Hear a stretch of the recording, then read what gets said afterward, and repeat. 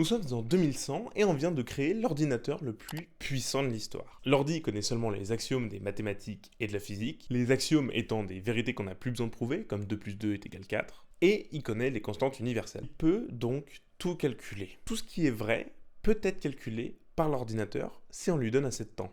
Alors c'est simple, tout va reposer sur cet ordi, la construction de la société, l'économie, les gouvernements, la science, tout. Qui va douter d'un ordinateur qui sait tout tant que c'est vrai, qui peut littéralement prédire ce qui va se passer dans l'univers? Personne. Mais c'est là qu'arrive un mec un peu plus malin, un peu plus intelligent, limite chiant, peut-être plus intelligent que l'ordinateur, qui sait. En tout cas, ce gars va sur l'ordi et lui pose une question. Il écrit tout simplement: ce message ne peut pas être écrit par cet ordinateur. Et là, truc de débile, l'ordi tourne, réfléchit, il aligne son code, il manipule ses octets, et là il plante.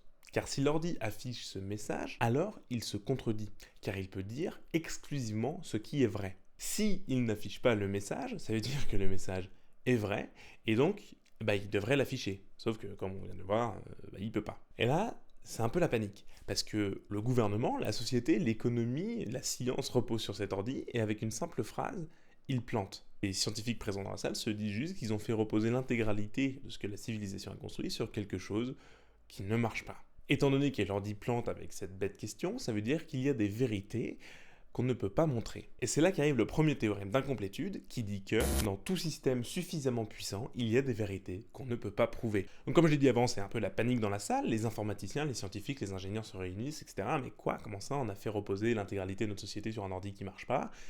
Qu'est-ce qu'on fait? C'est là qu'un autre scientifique arrive et demande à l'ordi: attends, est-ce que t'es fiable à 100%? Parce que tout repose sur toi, au cas où t'avais pas compris, s'il te plaît, sois fiable. Et là, l'ordi, simplement, il tourne.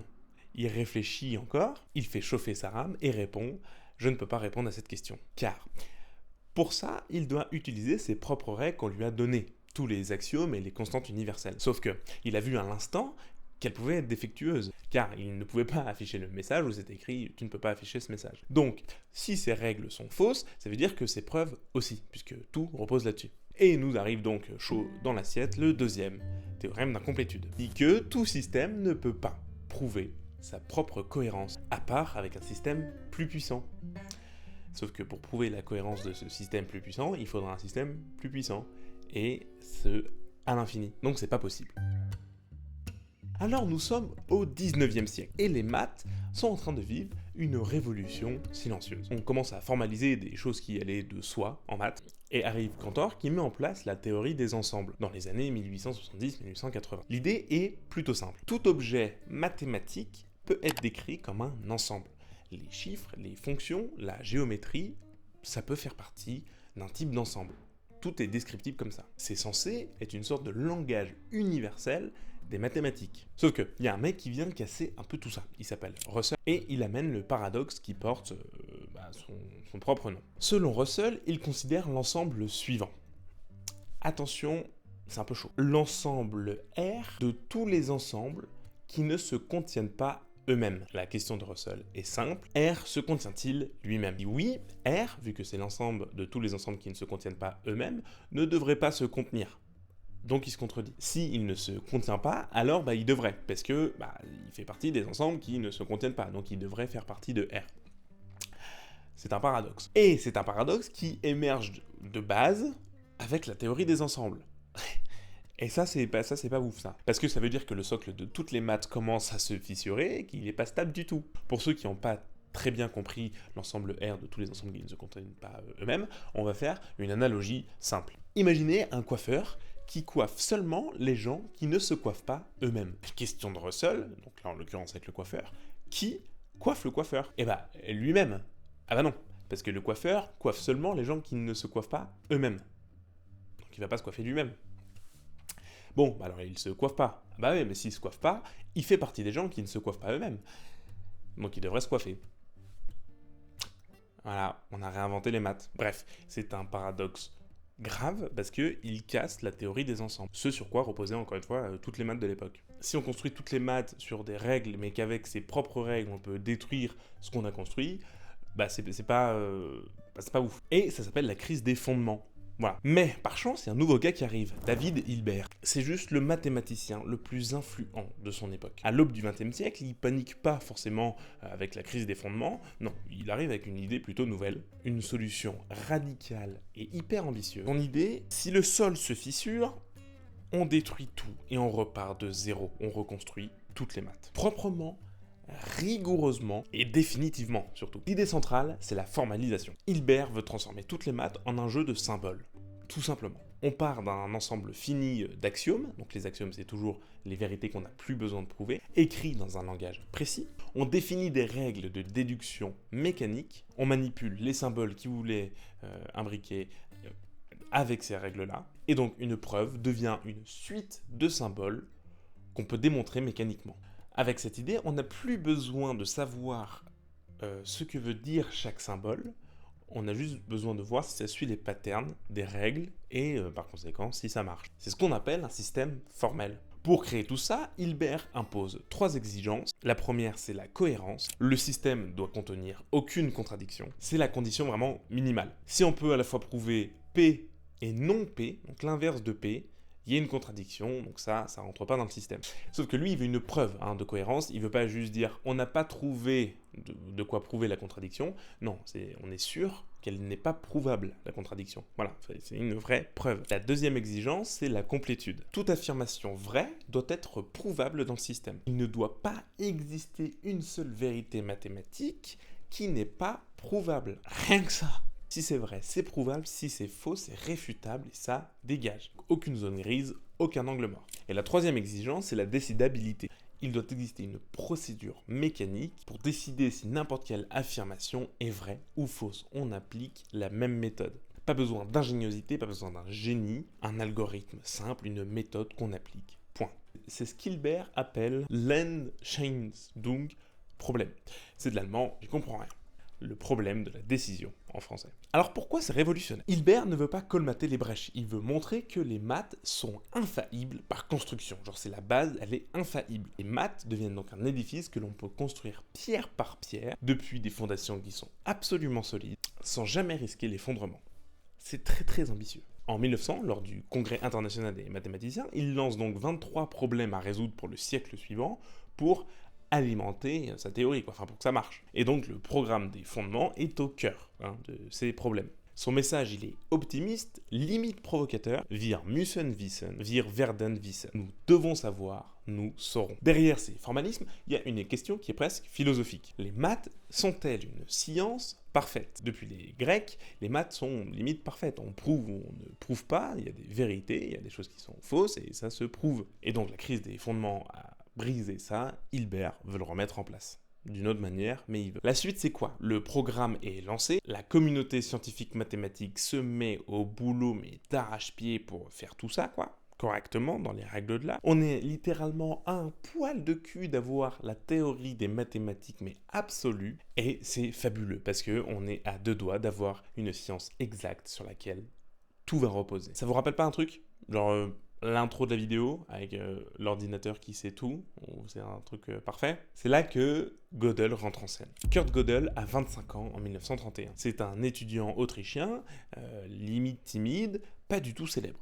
Il lit le programme de Hilbert, il comprend l'ambition, et il commence à chercher. Non pas à réaliser la liste des problèmes cités par Hilbert, mais de voir si c'est seulement possible. L'intuition de départ de Gödel, en fait, il va s'intéresser à quelque chose qu'on évite depuis la théorie de Russell sur la théorie des ensembles, c'est l'autoréférence. Donc l'autoréférence, pour que tout le monde comprenne, c'est quand la chose parle d'elle-même. Donc R qui ne se conçoit pas lui-même, typiquement ça parle de lui-même, c'est de l'autoréférence. Donc Russell avait donné ça avec le problème de l'ensemble R qui ne se contient pas lui-même. Donc Hilbert a dit, en gros, l'autoréférence, c'est non. Ça ne doit pas rentrer dans les maths formelles. On interdit l'autoréférence. Donc on doit trouver des théorèmes mathématiques où l'autoréférence ne peut pas être impliquée dedans, Mais Gödel pense un peu différemment, il ne veut pas l'interdire, mais la domestiquer. Son idée de génie, et si on pouvait faire parler un système formel de lui-même, sans créer de contradiction. L'arme secrète pour réaliser tout ça, c'est la numérotation de Gödel. Il prend un système formel, ses symboles, ses axiomes, tout ça, et il assigne un numéro unique à chaque symbole, à chaque formule, à chaque preuve. Genre le symbole plus devient 1, le symbole moins devient 2, le symbole est égal devient 4, voilà. Et la formule genre 2 plus 2 est égal à 4 devient une suite de numéros. Donc tout dans le système devient un nombre, il n'y a plus de symbole, et donc les relations entre formules deviennent des relations entre nombres. Alors pourquoi c'est révolutionnaire? Parce que dans le système de Hilbert, on sait parler des nombres. C'est littéralement basé là-dessus. Donc maintenant, il peut parler de lui-même, mais sans le savoir. Car quand il énonce quelque chose sur un nombre, il énonce peut-être quelque chose sur une formule. C'est l'intuition de départ de Gödel. Donc est-ce qu'on peut faire parler un système formel de lui-même sans contradiction? Eh bien, comme ça, on peut. Gödel construit alors dans ce système, dans le système de Hilbert, une formulation très précise. Cette formulation traduite en français dit « Cette phrase n'est pas prouvable dans ce système » et il l'appelle G. Et là, le piège se referme. Maintenant, on pose la même question que Russell, mais sur G. Cas 1, G est prouvable, alors que G affirme que c'est faux. Le système prouve donc quelque chose de faux. Le système est alors incohérent. Cas numéro 2, G n'est pas prouvable, alors que G affirme que c'est vrai. Il existe donc une vérité qui n'est pas prouvable, ce que Hilbert voulait interdire. Le système est donc incomplet. Je vous rappelle 2 des 3 piliers du système de Hilbert, c'est qu'il voulait quelque chose de cohérent et de complet, et là, Gödel montre que c'est incohérent et incomplet. Ça devient un tel truc qu'on comprend que tout système suffisamment puissant pour faire de l'arithmétique est soit incohérent, soit incomplet. Il y a toujours une brèche. Et c'est ça, le premier théorème d'incomplétude.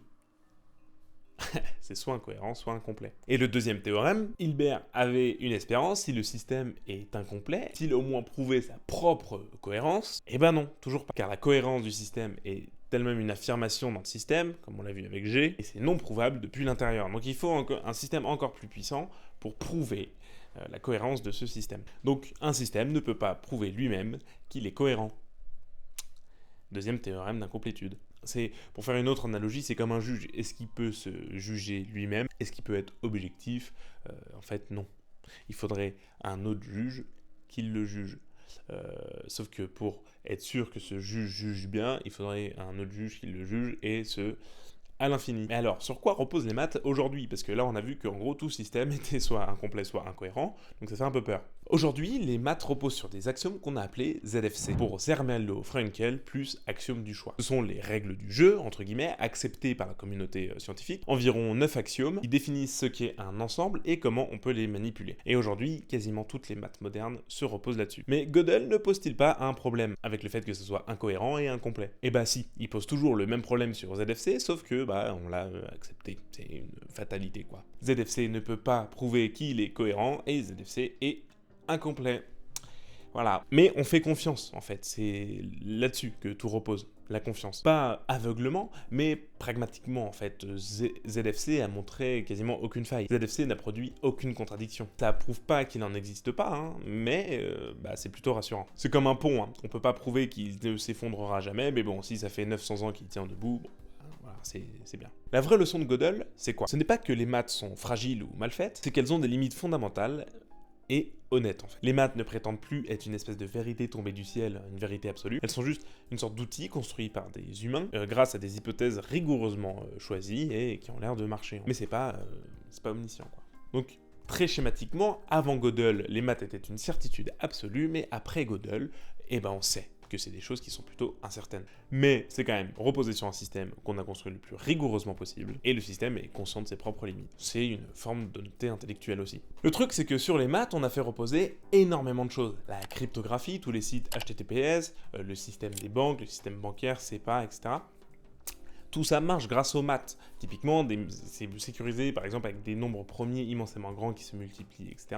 Mais on n'a jamais prouvé que ces systèmes étaient impossibles à résoudre. C'est une croyance qui est très solide, testée depuis des années, mais c'est une croyance, on ne l'a pas prouvée. Et Gödel nous dit que certaines choses vraies ne peuvent pas être prouvées. Donc peut-être que l'impossibilité de casser ces systèmes cryptographiés est vraie, mais non prouvable aussi. Donc il faut avoir totalement confiance dans ce système, quoi. Ça peut être aussi qu'elle est fausse, hein, l'affirmation, mais qu'on ne le sait pas encore. Bon, vous commencez à me connaître, est-ce que ça révèle quelque chose sur nous, tout ça? Eh bah oui, largement même. On a construit des civilisations entières sur des fondations qu'on ne peut pas vérifier. Et c'est pas propre aux maths, hein, regarde. La démocratie repose sur la confiance envers les institutions. La monnaie repose sur la confiance dans la collectivité. Bon, la science repose sur des axiomes dont on n'a pas prouvé forcément la véracité partout. Et les maths reposent sur ZFC, qui est incohérent et incomplet. On est donc des êtres qui construisent des cathédrales sur du sable. du sable incroyablement bien tassé, mais du sable quand même. Est-ce que c'est dangereux? Oui et non, en fait. Non, parce que ça a l'air de marcher. Les ponts ne s'effondrent pas, le système bancaire a l'air de fonctionner, les maths n'ont pas explosé complètement aléatoirement depuis Gödel, et la démocratie, oui, on peut aussi avoir peur parce que on a tendance à oublier que c'est fragile. On confond peut-être un peu trop, ça a toujours marché avec ça marchera toujours. Et cette confusion-là, elle est un peu dangereuse. Typiquement, regardez les théorèmes de la gravitation avec Newton, on s'est dit, bon, ça marche comme ça, voilà, point. Et ben non, Einstein est arrivé à tout détruire pour construire autre chose. Donc voilà, c'est jamais acquis, en fait. On ne sait pas ce qui pourra advenir de ce qu'on a fait aujourd'hui. La leçon de Gödel, qui est encore plus profonde, c'est que tout système suffisamment puissant aura forcément des angles morts. Il ne peut pas être parfait. Il y a forcément des zones où le système ne peut pas se voir lui-même, des vérités qu'il ne pourra pas atteindre. C'est juste logique. Et ça parle là des maths en l'occurrence, mais ça parle aussi vachement de nous, parce que notre cerveau est un système, nos sociétés sont des systèmes, nos idéologies sont des formes de système, et Gödel suggère que tout système a des vérités inaccessibles depuis l'intérieur. Donc si on ne peut jamais vérifier la propre cohérence de nos systèmes, comment savoir quand est-ce qu'il faut faire confiance ou pas en ce système? Et c'est là la vraie question de Gödel, du coup, c'est pas une question sur les maths, c'est une question de conditions humaines. Donc avant Gödel, on pensait que si on était assez rigoureux, assez intelligent, assez organisé, on pouvait globalement tout savoir. Après Gödel, non, en fait pas du tout, mais c'est comme ça, et c'est pas grave. Un peu, mais c'est pas grave. Ce qui est réellement vertigineux, que Gödel a utilisé les maths pour prouver la limite des maths, il a utilisé la raison pour prouver la limite de la raison, et il s'est servi de ce système pour montrer que ce même système est incomplet et cohérent. Donc tous ces édifices énormes reposent sur des vérités qu'on ne peut pas toujours prouver, et pourtant on continue, on construit et on avance. Et peut-être que c'est ça, l'être humain. Pas des êtres qui ont trouvé la vérité absolue, mais des êtres qui cherchent, sachant qu'ils ne trouveront pas tout. Je ne pense pas que Gödel a brisé les maths, il a plutôt brisé notre illusion de toute puissance, et je pense que c'est bien plus précieux. Merci d'avoir suivi cette vidéo, j'espère qu'elle vous a plu. Voilà. Plus sérieusement, merci d'avoir suivi cette vidéo. Si jamais elle vous a plu, n'hésitez pas à commenter pour raconter, je sais pas, votre vie. Likez, vous abonner, et puis voilà, et puis la vie continue. On est sûr de rien. Bon, écoute, maintenant, voilà, c'est pas grave. D'ici la prochaine vidéo, portez-vous bien, et moi je vous dis à bientôt. Allez, ciao tout le monde.